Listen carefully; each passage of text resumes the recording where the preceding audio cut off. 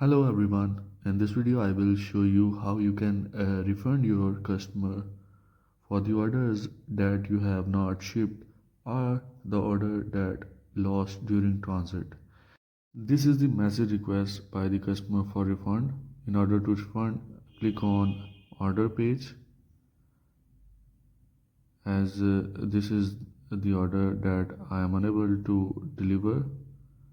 So in order to refund it, click on refund order.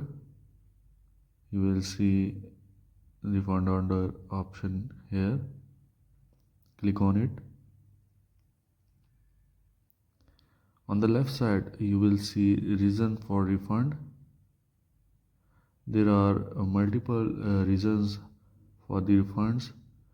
You can choose whatever is relevant to your. In my case it is could not ship. After selecting the reason, select the number of units and click on submit refund. That's all.